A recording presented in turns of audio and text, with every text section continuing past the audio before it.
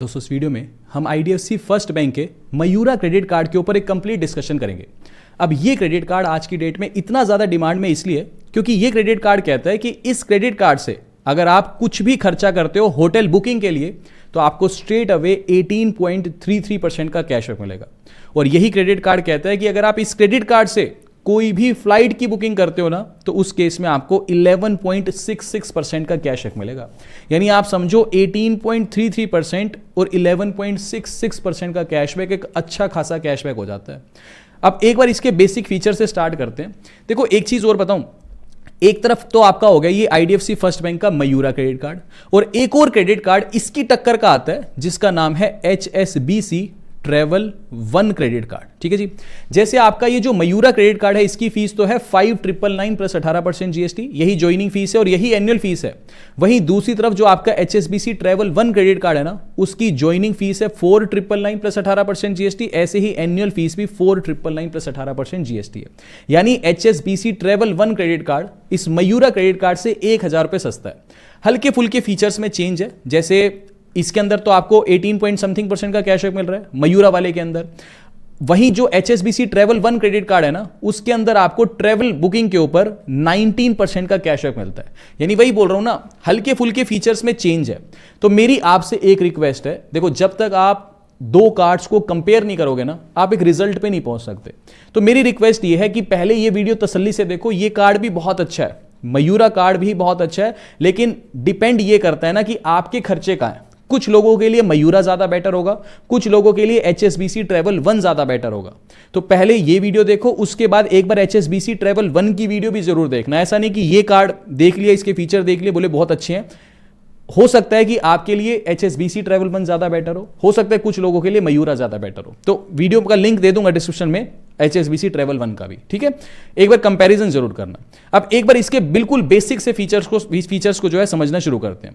देखो ये credit card कहता है कि इस क्रेडिट कार्ड से जो भी आप खर्चा करोगे तो हर 150 रुपए का खर्चा करने पे आपको 5 रिवॉर्ड पॉइंट्स मिलते हैं। ठीक है जी। अब सवाल आता है कि एक रिवॉर्ड पॉइंट की वैल्यू कितनी है। देखो ये कहता है एक रिवॉर्ड पॉइंट की जो वैल्यू है वो 50 पैसे के बराबर है अगर आप अपने रिवॉर्ड पॉइंट को रिडीम करते हो होटल बुकिंग के लिए और फ्लाइट बुकिंग के लिए। जैसे मान लो आपके पास 1000 रिवॉर्ड पॉइंट इकट्ठे हो गए। अब इन 1000 रिवॉर्ड पॉइंट की वैल्यू, मतलब एक रिवॉर्ड पॉइंट की वैल्यू 50 पैसा है, यानी 1000 रिवॉर्ड पॉइंट की वैल्यू 500 रुपए के बराबर है अगर आप अपने रिवॉर्ड पॉइंट को होटल बुकिंग या फ्लाइट बुकिंग के लिए यूज करते हो। ठीक है। और यही मान लो आपके पास 1000 रिवॉर्ड पॉइंट है, आप कहते हो इन रिवॉर्ड पॉइंट को ना जो मेरी स्टेटमेंट में बिल बना है ना उसमें एडजस्ट कर दो, फिर एक रिवॉर्ड पॉइंट 25 पैसे के बराबर है, यानी 1000 रिवॉर्ड पॉइंट आपके फिर सिर्फ 250 रुपए के बराबर काउंट किए जाएंगे। तो बेटर यही है कि ये क्रेडिट कार्ड शुरू से मैं आपको बता रहा हूं कि जो ट्रैवल करते हैं ना लोग उनके लिए ज्यादा बेटर है। इसलिए बेटर ये है कि जितने भी रिवॉर्ड पॉइंट्स आपके इकट्ठे होंगे, जब भी इकट्ठे होंगे, उनको आप यूज करोगे या तो होटल बुकिंग के लिए या फिर फ्लाइट बुकिंग के लिए। रिवॉर्ड पॉइंट्स की कोई एक्सपायरी नहीं है, आप साल बाद यूज करो, 2 साल बाद यूज करो, 5 साल बाद यूज करो, डजंट मैटर। तो जो रिवॉर्ड पॉइंट्स इकट्ठे हो रहे हैं करते रहना, उसको जब भी यूज करना होगा उसको हमेशा आप यूज करना होटल बुकिंग के लिए या फिर फ्लाइट बुकिंग के लिए। तो इस वीडियो में मैं बाय डिफॉल्ट जो भी कैलकुलेशन करूंगा मैं मान के चलूंगा कि एक रिवॉर्ड पॉइंट की वैल्यू 50 पैसे के बराबर है। ठीक है जी।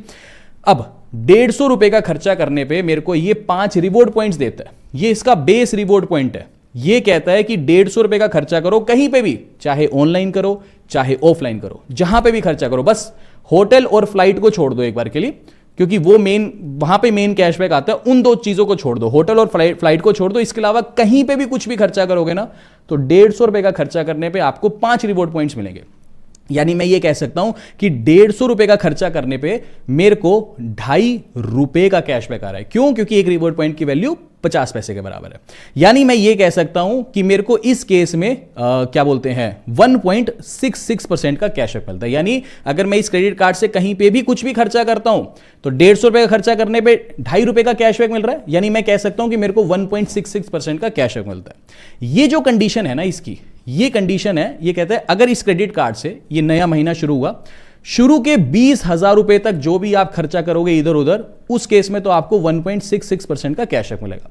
20,000 रुपए से ऊपर अब आप जो भी खर्चा करोगे इस महीने में, उस केस में आपका जो कैशबैक है वो डबल हो जाएगा, यानी उस केस में आपको 3.33% का कैशबैक मिलना शुरू हो जाएगा, समझ गए। लेकिन मैं मान के चल रहा हूं कि मेरे को इधर उधर खर्चा करने पे 1.66% ही कैशबैक मिल रहा है। उसके बाद आगे आ जाओ, आगे कहता है कि अगर अब आप होटल की बुकिंग करते हो तो हर 150 रुपए का खर्चा करने पे आपको जो है 50 रिवॉर्ड पॉइंट्स मिलेंगे। 5 नहीं, 10 times 50 reward points. 50 reward point तो मिलेंगे ही मिलेंगे, प्लस में जो ये 5 रिवॉर्ड पॉइंट मिल रहे थे ना, ये तो एक्स्ट्रा मिलेंगे। समझ गए बात को। ये जो 50 रिवॉर्ड पॉइंट है ना होटल बुकिंग पे, इसको बोलते हैं कि बोनस रिवॉर्ड पॉइंट। और बेस में 5 रिवॉर्ड पॉइंट्स तो मिल ही रहे थे, यानी हर 150 रुपए का खर्चा करने पर होटल पे आपको 55 रिवॉर्ड पॉइंट्स मिलेंगे। यानी जब आप इसको कन्वर्ट करोगे तो ये निकल के आएगा 18.33% कैशबैक। क्यों? क्योंकि एक रिवॉर्ड पॉइंट की वैल्यू 50 पैसे के बराबर है। समझ गए बात को। ऐसे ही फ्लाइट बुकिंग पे कहता है कि 30 रिवॉर्ड पॉइंट्स मिलेंगे बोनस। 5 तो एक्स्ट्रा मिलते ही हैं हर बार, यानी हर 150 रुपए का खर्चा करने पे 35 रिवॉर्ड पॉइंट्स आपको मिलेंगे। समझ के बात को। यानी इसको जब आप कैलकुलेट करोगे तो ये आपका 11.66% कैशबैक निकल के आएगा। समझ गए। अब ये तो इसका बेसिक हो गया। अब इसके बाद इसकी एक कंडीशन है, ये कहता है महीने में ज्यादा से ज्यादा आप 25,000 रिवॉर्ड पॉइंट्स ही अर्न कर सकते हो। एक लिमिट है, यानी महीने में मैक्सिमम, इसका आधा कर लो, 12,500 रुपए ही आप कमा सकते हो एज अ कैशबैक। ठीक है जी। ये चीजें होगी। अब इसके और बेनिफिट्स पे आ जाओ। मैंने स्टार्टिंग में बोला ना कि मेनली ट्रैवल से रिलेटेड कार्ड है। होटल पे लगभग 18% कैशबैक, फ्लाइट पे ऑलमोस्ट 11.5% कैशबैक। इसके अलावा ये कहता है कि हर 4 महीने में आपको 4 डोमेस्टिक एयरपोर्ट लाउंज का एक्सेस मिलेगा, यानी साल में 16 आपको डोमेस्टिक एयरपोर्ट लाउंज के एक्सेस मिलेंगे। ऐसे ही इंटरनेशनली हर क्वार्टर में 4, यानी इंटरनेशनल का भी साल में 16 टाइम्स आपको एयरपोर्ट लाउंज का एक्सेस आप ले सकते हो। और रेलवे एक्सेस जो है लाउंज के, वो साल के 4 है। बस इसकी कंडीशन ये है कि पिछले महीने अगर आप अपने इस क्रेडिट कार्ड से 20,000 का खर्चा करोगे ना, तभी अगले महीने इस फीचर को जो है आप अवेल कर सकते हो। ठीक है जी। अच्छा, इसके बाद एक post card hotel and resort की चेन है। ठीक है, ये इसका मैंने लोगो लगा दिया। ये basically post card hotel chain है। इस पे जाकर के अगर आप कोई भी होटल कम से कम 25,000 रुपए का बुक करते हो या इससे ऊपर का, तो उस पे आपको फ्लैट 5,000 का डिस्काउंट मिल जाएगा। ये ऑफर जो है वंस एवरी कैलेंडर क्वार्टर है, यानी हर 3 महीने में एक बार इस ऑफर को आप यूज कर सकते हो। तो पोस्ट कार्ड होटल्स की अच्छी चेन है, हर 3 महीने में एक बार आप यूज कर सकते हो। 25,000 से ऊपर की कोई भी अगर आप बुकिंग करते हो तो फ्लैट 5,000 फिर जो है आपके लिए ऑफ हो जाएगा। ठीक है। इसके बाद अब आप आ जाओ, देखो इस क्रेडिट कार्ड की फीस कितनी थी, 5,999 प्लस 18% जीएसटी। ठीक है जी। ये बोलता है कि जैसे ही ये क्रेडिट कार्ड आपके पास आ गया ना, आपको 4,000 रिवॉर्ड पॉइंट्स मिल जाएंगे। यानी क्रेडिट कार्ड आते ही 4,000 रिवॉर्ड पॉइंट्स मिल जाएंगे। यानी मैं कह सकता हूं कि 2,000 रुपए आपको एक तरह से वापस आ गए। ठीक है जी। तो मैं ये कह सकता हूं कि इसमें से आप 2,000 रुपए माइनस कर लो, यानी ये रह गया 3,999। ठीक है जी। इसके बाद ये कहते हैं जैसे ये क्रेडिट कार्ड आपके पास आ गया, पहला महीना तो आपको एज अ ज्वाइनिंग बेनिफिट ये 4,000 रिवॉर्ड पॉइंट्स मिल गए। उससे अगला महीना यानी कार्ड आने के बाद सेकंड महीने में अगर आप 20,000 रुपए या उससे ज्यादा खर्च कर लेते हो तो आपको 4,000 रिवॉर्ड पॉइंट्स और मिल जाएंगे। यानी 20,000 आराम से खर्चा किया जा सकता है, यानी 2,000 रुपए यहां पे और मिल जाएंगे। यानी दूसरे महीने 2,000 रुपए आप आराम से ले सकते हो। अब आपकी फीस रह गई 1,999। फिर उससे अगले महीने भी अगर आप 20,000 का खर्चा कर लेते हो तो 4,000 रिवॉर्ड पॉइंट्स और आ जाएंगे। यहां पे फिर 2,000 आ जाएगा। यानी एक तरह से मैं कह सकता हूं कि आसानी से पहले 3 महीने में आपको बस 40,000 रुपए का खर्चा करना है और आपकी जो फीस है ये 5,999 की, इसको आप आसानी से माफ करवा सकते हो। क्योंकि ज्वाइनिंग बेनिफिट में 2,000 तो वैसे ही माफ हो गए। फिर अगले महीने 2,000 का खर्चा करना है, 20,000 का खर्चा करना है, उससे अगले 20,000 का खर्चा करना है, 2,000 रुपए आपको वापस आता जाएगा। यानी एक तरह से फीस जो है आराम से आप माफ करवा सकते हो। ठीक है। इसके बाद एक और माइलस्टोन बेनिफिट है, कहता है अगर आप साल में 8 लाख रुपए का खर्चा कर लेते हो इस क्रेडिट कार्ड से, तो आपको जो है 7,500 रिवॉर्ड पॉइंट्स मिलेंगे। इसका आधा कर लो, यानी 3,750 रुपए के ये बराबर होगा। रिवॉर्ड पॉइंट्स हमेशा होटल और फ्लाइट बुकिंग के लिए ही आपको यूज करने हैं। ऐसे ही बोलता है अगर आप साल में 15 लाख रुपए का खर्चा कर लेते हो तो फिर आपको 15,000 रिवॉर्ड पॉइंट्स मिलेंगे, यानी 7,500 के बराबर है। इनमें से एक चीज मिलेगी, यानी मान लो अगर आप 15 लाख का खर्चा कर लेते हो तो ऐसा नहीं कि 8 लाख पे ये अलग मिलेगा और फिर 15 लाख पे ये पूरा अलग मिलेगा। यानी 8 लाख हो गए तो 3,750 रुपए मिलेंगे ना, फिर 15 लाख होने पे 3,750 रुपए और मिल जाएंगे। समझ गए बात को। अच्छा, बाकी ये माइलस्टोन बेनिफिट में ये ट्रांजैक्शंस काउंट नहीं होंगी, फ्यूल ये वगैरह सारी की सारी। ठीक है, इसको आप देख लेना। इसके अलावा बोलता है इंटरनेशनल पेमेंट कुछ भी करोगे तो 0% फॉरेक्स मार्क का फीस है। और अगेन इंटरनेशनल पेमेंट करने पे भी हर 150 रुपए का खर्चा करने पे आपको 5 रिवॉर्ड पॉइंट्स मिलेंगे ही मिलेंगे। इंटरनेशनल ट्रांजैक्शन पे एक लिमिट ये है कि आप ये नहीं कह सकते कि अगर मान लो आपका 20,000 से ज़्यादा खर्चा हो गया इस महीने, उसके बाद आप इंटरनेशनल ट्रांजैक्शन कर रहे हो, तो आप ये नहीं कह सकते कि अब 150 रुपये खर्चा करने पे मेरे को 10 रिवॉर्ड पॉइंट्स दो। इंटरनेशनल ट्रांजैक्शन पे ये वाला रूल नहीं अप्लाई होगा, हर 150 रुपये खर्चा करने पे आपको 5 ही रिवॉर्ड पॉइंट्स मिलेंगे, ठीक है।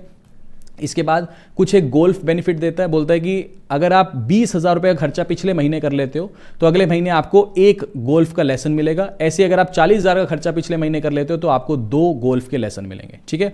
इसके अलावा मूवी टिकट्स, अगर आप डिस्ट्रिक्ट ऐप से मूवी टिकट बुक करते हो तो बाय 1 गेट 1 है। सेकंड टिकट के ऊपर आपको मैक्सिमम 500 रुपये का डिस्काउंट मिल जाएगा और ये हर महीने 2 बार आप डिस्काउंट ले सकते हो, तो अच्छा बेनिफिट है। Fuel surcharge waiver again 1%।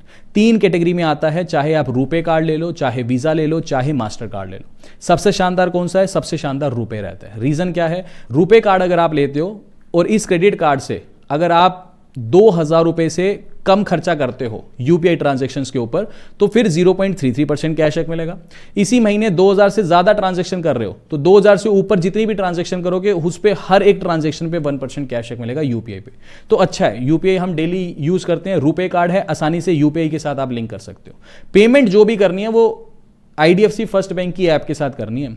जो फ्लाइट बुकिंग, होटल बुकिंग करनी है वो भी आईडीएफसी फर्स्ट बैंक की ऐप से ही करनी है। कहीं थर्ड पार्टी ऐप से करोगे फिर कोई कैशबैक नहीं मिलेगा। जो भी खर्चा करोगे ये hotel booking, flight booking, UPI वगैरह सब कुछ यहीं से ही लिंक करके ही करना है आपको, ठीक है।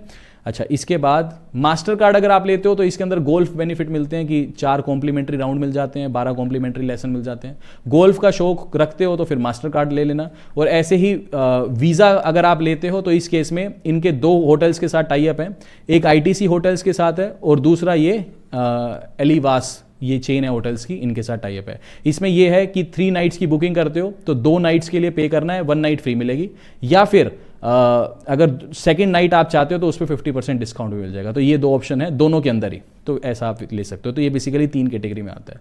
खैर ये अच्छा कार्ड है बेसिकली ट्रैवल से रिलेटेड, लेकिन वही चीज़ है, एक बार इसको आप HSBC ट्रैवल 1 कार्ड के साथ भी कंपेयर करो, उसके बाद ही डिसीजन लेना। HSBC ट्रैवल 1 कार्ड की वीडियो का जो लिंक है वो डिस्क्रिप्शन में दे दूंगा, पहले उसके साथ कंपेयर करो, फिर इन दोनों कार्ड को कंपेयर करके देखो कि आपके खर्चे कहाँ पे ज़्यादा है, फिर वो डिसीजन लेना, फिर वो कार्ड आप अप्लाई करना। बाकी अगर ये सेशन आपको इन्फॉर्मेटिव लगा तो प्लीज़ वीडियो को लाइक और चैनल को सब्सक्राइब जरूर करना।